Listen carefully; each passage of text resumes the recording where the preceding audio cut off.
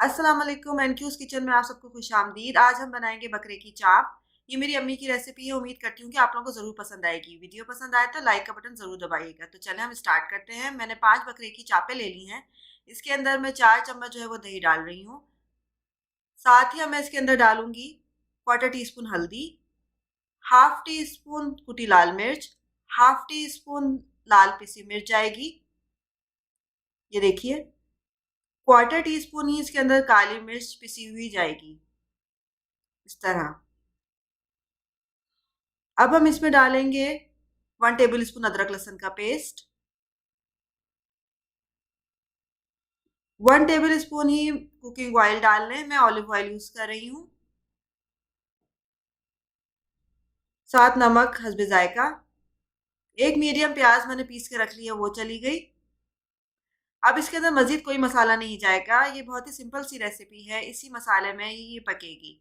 इसको मैरिनेट करने के लिए तकरीबन आप आधे घंटे के लिए रख दीजिए, अच्छे से मिक्स करने के बाद।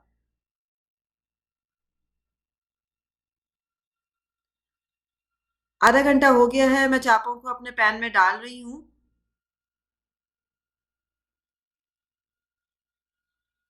साथ ही हमने सारा बैटर जो है वो भी डाल दिया है।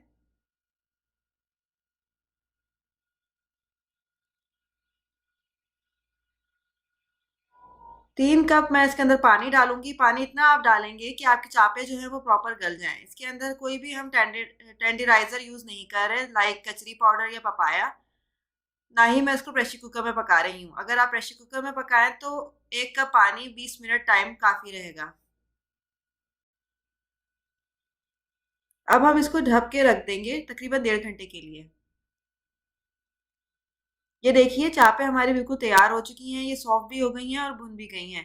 अब हम इसको इस स्टेज पे दम लगाएंगे। दम लगाने के लिए मैं इसके अंदर तकरीबन ½ टी स्पून पिसा हुआ गरम मसाला डालूंगी। आप भी इस तरह से खाने के एंड में दम लगाया करें तो बहुत ही मज़े का जायका हो जाता है। और फिर इसको दरमियानी आंच के लिए 2 से 3 मिनट के लिए ढक के रख दें।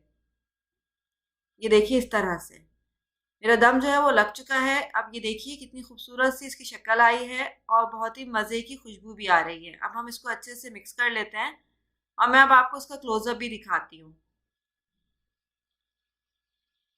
ये देखिए जनाब, कितनी यमी सी इसकी शक्ल आई है। आप चाहें तो आप इसको ऐसे भी खा सकते हैं या नान और चटनी और रायते के साथ आप इसको सर्व करें। सब्सक्राइब ज़रूर करिएगा मेरे चैनल को और मुझे इजाज़त दीजिए। अल्लाह हाफ़िज़।